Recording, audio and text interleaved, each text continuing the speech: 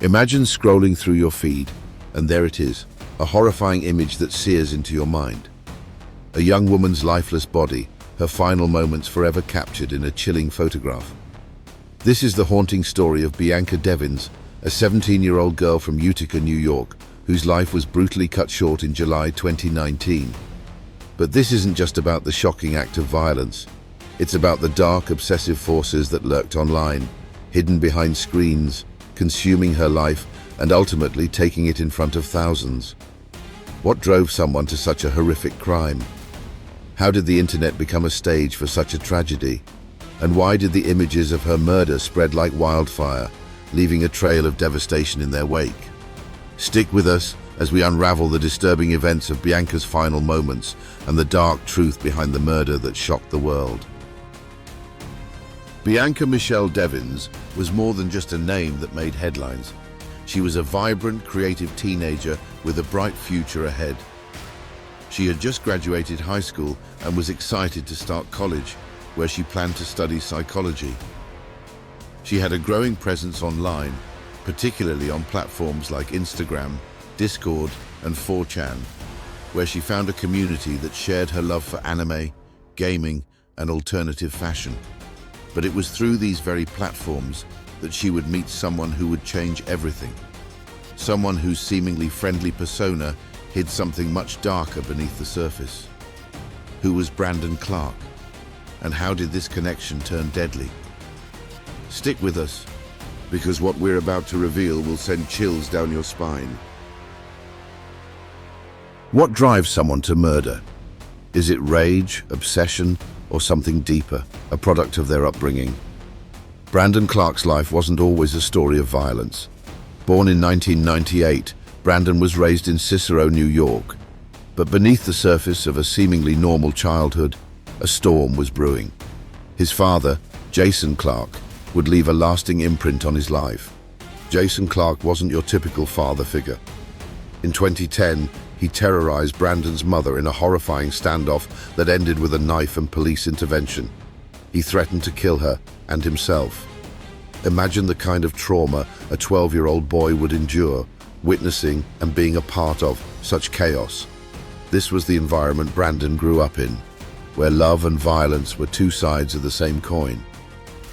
Now, imagine living with that kind of fear every day. The instability, the rage. Could this be the catalyst for Brandon's future violence? What do you think? Was Brandon Clark a victim of his father's abuse, or was he responsible for his own actions? Drop your thoughts in the comments. Let's discuss. Sometimes the greatest monsters are the ones we create. Unlike what some headlines suggested, Bianca and Brandon weren't in a romantic relationship. They had met online and shared mutual interests, but their connection was complicated. Bianca Devins and Brandon Clark's relationship was more of an unstable friendship, with Brandon reportedly becoming obsessed with her over time. Bianca had made it clear she wasn't interested in anything beyond friendship, but Brandon, he refused to accept that. His jealousy festered, boiling over on the night of July 13th, 2019. That night, Bianca attended a concert with friends, including Brandon.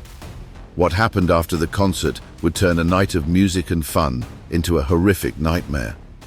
And this is where the story takes a dark turn.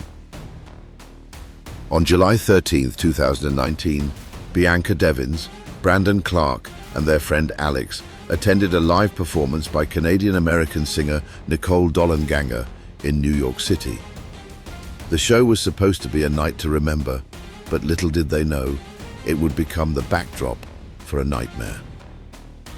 After the concert, Bianca and Brandon headed back to Utica, where tensions began to build. What seemed like a typical argument between a couple soon escalated. They were likely fighting over a kiss Bianca shared with their mutual friend Alex. But this wasn't just any argument. It was about control, jealousy, and something much darker. As they drove back, a shocking turn of events unfolded. Brandon Clark, furious and desperate, pulled out a long knife he had hidden beneath his seat. The violence came without warning. He began assaulting her and in a shocking act of rage, he slashed her throat. Bianca, helpless and in shock, succumbed to her wounds in the early morning hours of July 14th. But the horror didn't stop there. Brandon left her body in the car, almost decapitated, while he casually built a bonfire nearby. He listened to the song Test Drive by Joji, an eerie soundtrack to a tragedy that no one could have predicted. Imagine the sheer terror Bianca must have felt in those final moments. The true horror of this story is not just in the act itself, but in the chilling indifference that Brandon showed afterward. Instead of fleeing or hiding what he had done, Brandon took photos of Bianca's lifeless body and posted them online, on Discord, Instagram, and even 4chan. The captions were as disturbing as the images themselves, with one reading, "Sorry, you're going to have to find someone else to orbit." Within minutes, the images spread like wildfire. This wasn't just a crime. It became a horrifying spectacle on the internet. Bianca's friends, family, and even strangers saw these gruesome photos before the police could even confirm what had happened. People tried to report the images, but they kept getting re-uploaded. It was a social media tragedy unlike anything before. But here's where things get even more unsettling. What Brandon did next will leave you speechless. As law enforcement closed in on Brandon Clark's location, he staged a disturbing scene, one that he fully intended to be his final act. He recorded himself, his clothes soaked in blood, lying just inches from Bianca's lifeless body. When police arrived, they found Brandon with a knife pressed against his own throat. At that moment, he had one final choice: life or death. They managed to stop him, arresting him right beside the horrific crime he had just committed. The evidence? Overwhelming. The motive? A twisted sense of control and revenge. But even after his arrest, the internet wasn't done with this case. What happened next changed online crime investigations forever. Stay with us, because this case is far from over. Brandon initially stood firm in his not guilty plea. But why? Was it a desperate attempt to avoid the inevitable, or something deeper at play? Then, just as quickly as it started, everything shifted. Brandon pled guilty. But the question remains, why did he change his mind? What forced him to confront the truth? Was it guilt, fear, or something far more sinister? Brandon's fate was sealed that day. 25 years. 25 years behind bars. But is that enough for what he's done? Or does justice still linger in the shadows?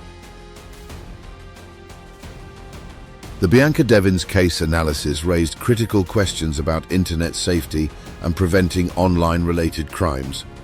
How did an image of a murder victim go viral so quickly? Why do people share such horrific content instead of reporting it? Social media platforms faced immense criticism for failing to remove the images fast enough. Despite community guidelines, disturbing content spread like wildfire, leaving Bianca's family to fight against the internet's dark underbelly. The case sparked discussions about the impact of Bianca Devins' case on social media policies, leading platforms to improve their response times to violent content. But beyond policy changes, this tragedy served as a wake-up call, a chilling reminder that social media is a double-edged sword. And yet, there's something even more disturbing about this case. Could this tragedy have been prevented, or was it inevitable? If you found this case as chilling as we did, don't forget to. More shocking true crime cases await. Stay aware, stay cautious, and always trust your instincts online.